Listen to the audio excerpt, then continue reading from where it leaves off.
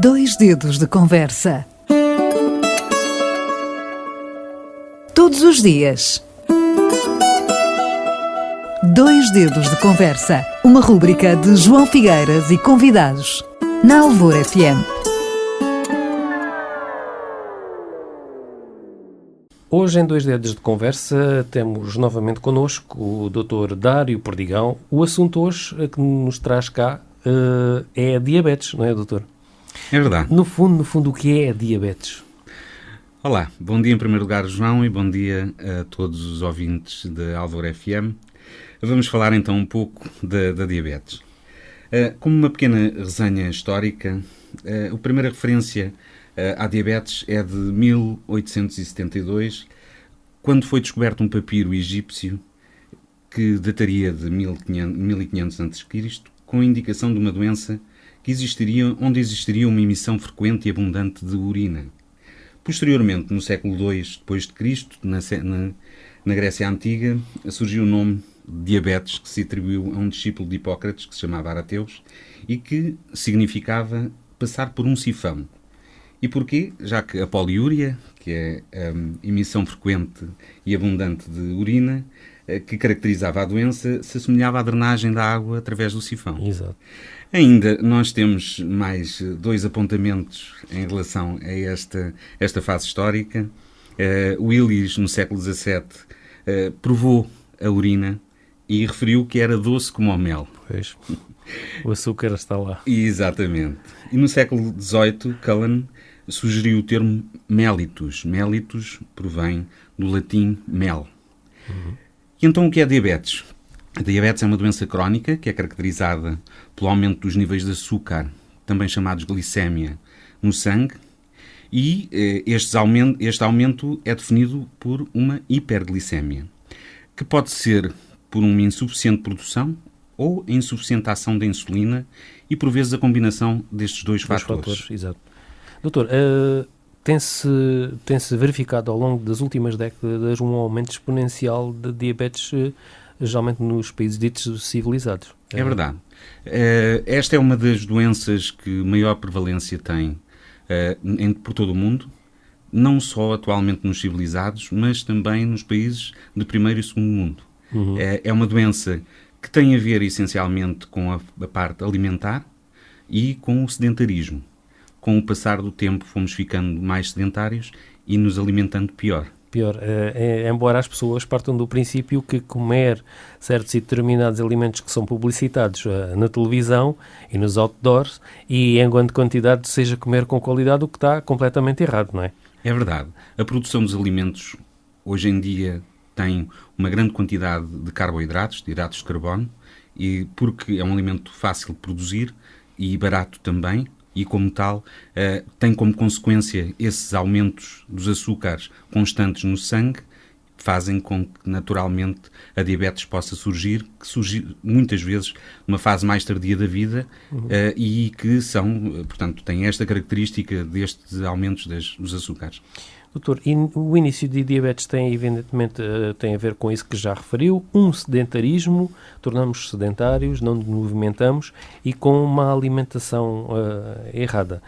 Insuficiência de insulina, como já referiu ainda há bocado, mas agora há que distinguir aqui, existem dois tipos de diabetes, a tipo 1 e a tipo 2. O que é que diferencia uma da outra, doutor? É verdade. Aliás, existem até 4 tipos de diabetes, desculpa. O tipo 1, o tipo 2, a diabetes estacional e ainda outros tipos de diabetes. O diabetes tipo 1 é uma diabetes que normalmente é caracterizada por uma doença autoimune e que aparece em idades mais jovens, principalmente em crianças e jovens. No entanto, pode também aparecer em adultos ou em idosos. E terá alguma componente genética, doutor? Terá, tanto uma como outra tem uma componente componente hereditária, uma componente genética. No entanto, a diferença principal entre elas é que, além da juventude, a necessidade absoluta na diabetes tipo 1 da utilização de insulina a quando do diagnóstico desta mesma patologia. Fala-se muito hoje em dia nos pré-diabéticos, que são aqueles que estão em início. Eu, no outro dia, falava com um amigo e ele dizia, fui buscar um medicamento para a diabetes, que dizia, já és diabético? Não, só um bocadinho. Só um bocadinho Só um diabético. bocadinho. É verdade. É o princípio de um fim triste, não é? Pronto. Sim. A pré-diabetes é uma circunstância em que os níveis que nós conseguimos determinar no sangue não são ainda de uma diabetes, mas também não são os níveis normais. E aí existem dois tipos de pré-diabetes, ao fim e ao cabo, e essa pré-diabetes é determinada essencialmente por uma anomalia da glicemia em jejum, ou seja, a quantidade de açúcar em jejum é bastante elevada, ou então com uma tolerância diminuída à glicose, ou seja, em qualquer altura o consumo de açúcar aumenta exponencialmente a sua quantidade na circulação. Doutor, já falamos de vários tipos de diabetes que existem. Quais são, no fundo, os sintomas que o paciente sente? Os sintomas, classicamente, chamam-se os sintomas clássicos. A poliúria, polifagia, polidipsia e a astenia. Traduzindo isto em termos mais leigos, será um aumento da sede, um aumento do volume da urina e a quantidade de vezes que a pessoa urina, um cansaço e também uma visão turva, a perda de peso e aumento do apetite. Atenção que este aumento do apetite muitas vezes é concomitante à perda de peso, ou seja, a pessoa come mais, mas na realidade perde peso. Claro. Perguntar-lhe seguidamente como se diagnostica, que está de certa forma ligado àquilo que já referiu. Existem muitos diabéticos que não estão identificados em Portugal? É verdade. Existe uma percentagem muito grande de diabéticos que não estão ainda devidamente diagnosticados. É muito importante nós fazermos algumas análises clínicas de tempos a tempos, por forma a identificar os açúcares, a identificar aumento da glicose. A sua identificação e o seu diagnóstico é realizado através de uma prova que se chama a prova de tolerância à glicemia oral. É uma prova onde a pessoa, portanto, é retirado sangue em jejum e é dado depois um frasquinho com 75 gramas de açúcar, que as pessoas costumam dizer que é muito saboroso. E, posteriormente, passadas 2 horas, é realizada nova análise. Esses valores estarão ou não dentro da normalidade e são os valores que nós utilizamos como definição do diagnóstico de diabetes. À parte disso, ainda temos mais a glicemia em jejum, portanto, que pode ser ocasional, ou seja, em qualquer altura do dia, ou a glicemia em jejum. Em jejum, a glicemia ocasional, que poderá ser em qualquer altura do dia, e a hemoglobina A1C, que é um determinante de uma média da glicemia ao longo dos últimos 3 meses. Tudo isto nos dão valores que possamos identificar ou não, ou diagnosticar ou não a patologia. A patologia, exatamente. Os problemas são vários, doutor. Um doente diabético vai, com certeza, ter problemas de visão, irrigação a nível dos órgãos periféricos, órgãos-alvo, por aí afora. Explique-nos lá um bocadinho. É verdade. Então, nós temos os problemas macro e microvasculares, portanto, dos grandes e dos pequenos vasos. E estes problemas, os mais conhecidos, são, efetivamente, a retinopatia diabética, que infelizmente é muito prevalente também no nosso país e nos outros países, que onde a glicemia, se não for devidamente controlada e se os tratamentos não forem realizados, provocará cegueira. Temos o pé diabético, também bastante conhecido e que é um motivo principal das amputações no nosso país.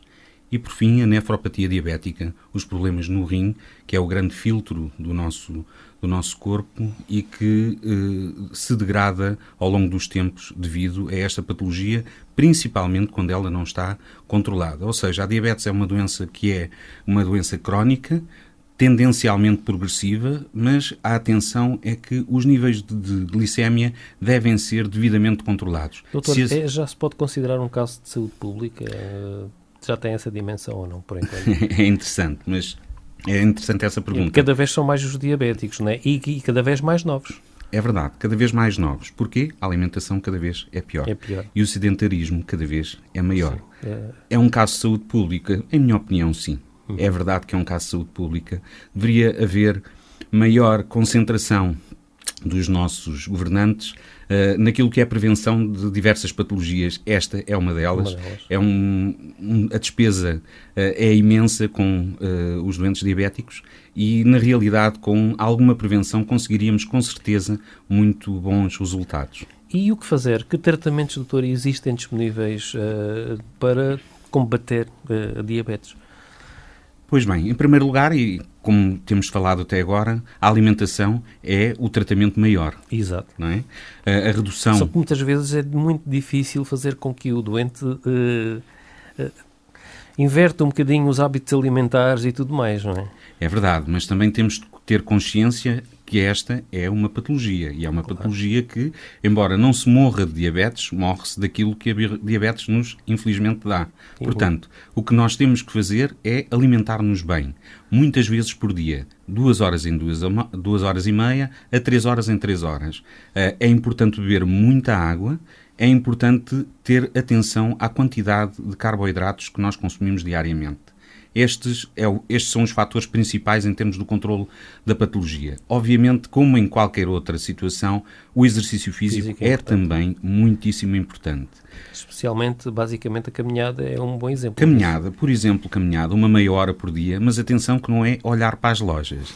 É caminhar, ou seja, com um ritmo constante, mantido, durante uma meia horinha diária, conseguiríamos naturalmente evitar que os níveis de açúcar no sangue fossem tão elevados como são na maioria das vezes. Hoje em dia existem, não vamos aqui fazer publicidade, evidentemente, mas já existem fármacos eficazes que os doentes se podem socorrer para terem uma qualidade de vida. Cada vez mais, ou seja, o tratamento é realizado por antidiabéticos orais ou por insulina. Estes antidiabéticos orais têm inúmeras classes e inúmeros medicamentos.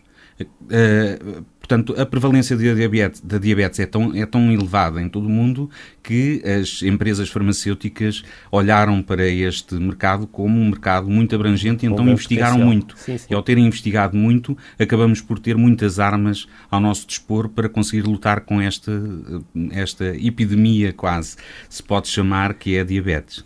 Olha, foi um gosto em tê-lo aqui. O nosso tempo está a chegar mesmo ao fim. Foi um prazer, como já referi. Até uma próxima oportunidade. Muito obrigado, João. Muito obrigado a todos os ouvintes. Bom dia.